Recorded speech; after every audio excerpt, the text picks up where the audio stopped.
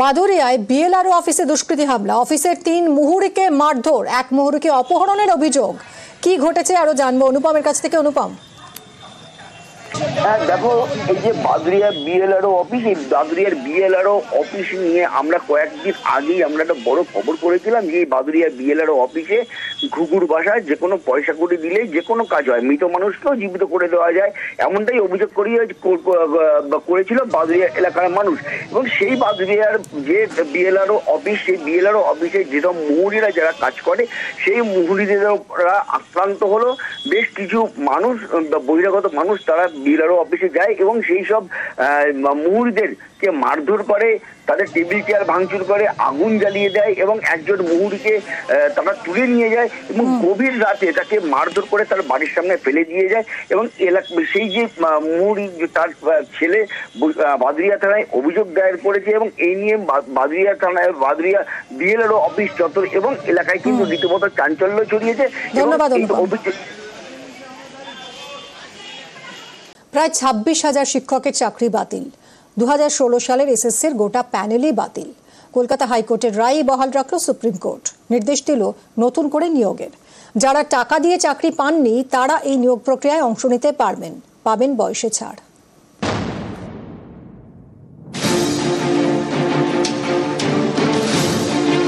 চাল এবং কাঁকড় আলাদা করা গেল না, কারা যোগ্য আর কারা অযোগ্য তার তালিকা দিতে পারল না সিবিআই, তাই সকলেরই চাকরি বাতিল। 2024 এপ্রিলে দেওয়া কলকাতা হাইকোর্টের রায় 2025 এপ্রিলে বহাল রাখল সুপ্রিম কোর্ট। তাদের রায় অনুযায়ী 2016 এসএসসির পুরো প্যানেলই বাতিল।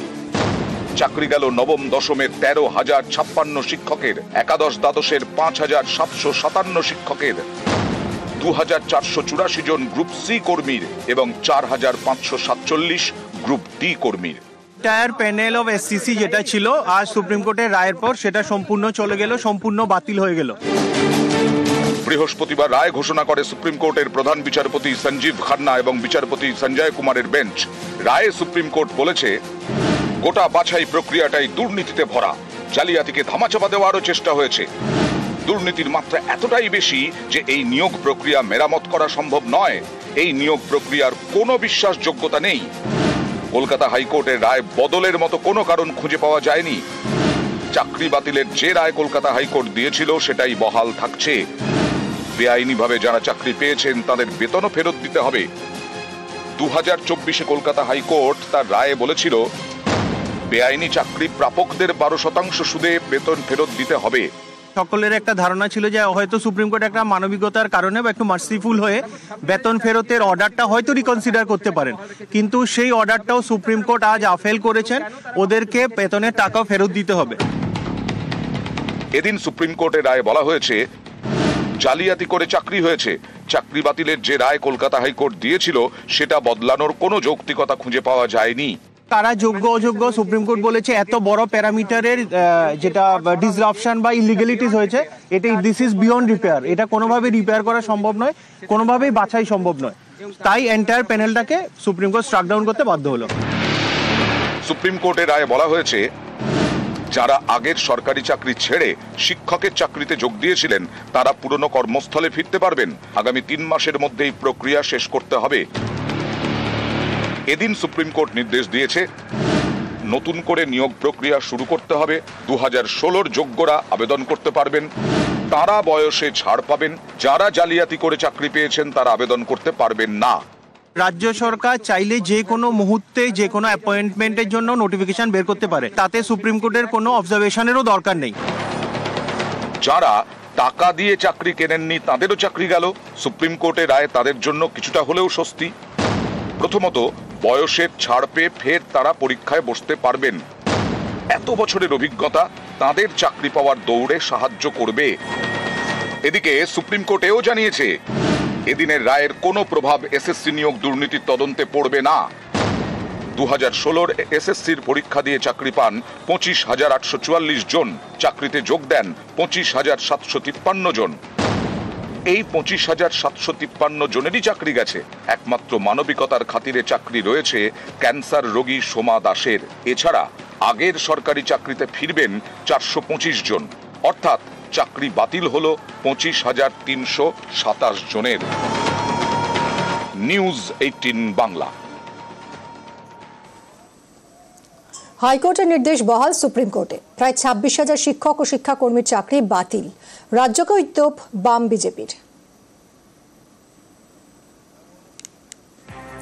হাইকোর্টের নির্দেশ বহাল রইল সুপ্রিম কোর্টে। প্রায় 26,000 শিক্ষক শিক্ষাকর্মীর চাকরি বাতিল হলো, আর এই জন্য রাজ্যকে তোপ দেখেছে বাম বিজেপি।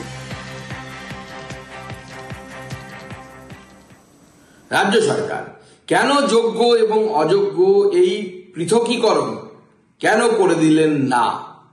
যদি আজকে যোগ্য এবং অযোগ্য এই পৃথকীকরণ মহামান্য আদালতের সামনে রাজ্য সরকার করে দিতেন, তাহলে পরে আজকে কিন্তু এই টোটাল 26,000 প্রায় 25,573 জন এদের কিন্তু চাকরি চলে যেত না। যারা ঘুষখোর জোচ্চোর তৃণমূল নেতা, তাদের জন্য এই এতগুলো পরিবার আজকে রাস্তায় বসলো। আমরা ছেড়ে দেব না। হাইকোর্ট যা বলেছিল, সুপ্রিম কোর্ট তাকে কার্যত মান্যতা দিয়ে বলল যে এটা এমন ধরনের অপরাধ হয়েছে, গোটা নিয়োগ প্রক্রিয়াকে যেভাবে কলুষিত করা হয়েছে, এটা রিপেয়ার করার মতন কোনো সুযোগ নেই। 1 বছর সময় পেয়েছিল আমাদের রাজ্যের সরকার। 1 বছর লেগে গেল, সরকার যোগ্য অযোগ্য স্পষ্ট করতে পারল না। কিছু অযোগ্য অপদার্থ যাদের টাকা নিয়ে চাকরিতে ঢুকিয়েছে রাজ্য সরকার এবং শাসক দল, তাদেরকে রক্ষা করার জন্য যারা যোগ্য তাদেরকে খারিজ করতে হলো।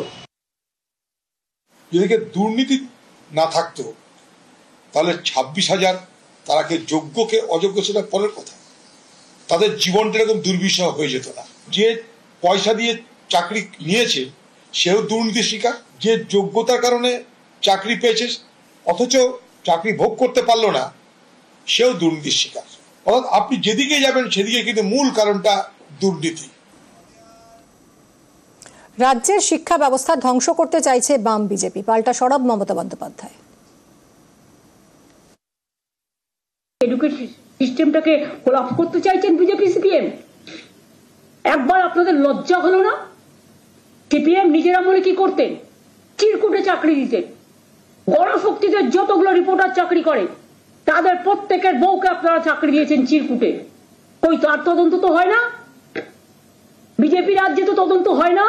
হাইকোর্টে এই ভার্ডিক্টটা প্রথম দিয়েছিলেন বিজেপির একজন, যিনি এখন এমপি হয়েছেন। জাজমেন্ট জুডিশিয়ারি ছেড়ে দিয়ে বিজেপির এমপি হয়েছে। আজকে তারা কোন মুখে বড় বড় কথা বলে? তাদের দায়বদ্ধতা নেই, দায়বদ্ধতা ছিল না, এবং আমি বিশ্বাস করি এটা বিজেপি করিয়েছে এবং সিপিএম করিয়েছে। এর জবাব তারা আগামী দিন ভালোভাবে পাবেন।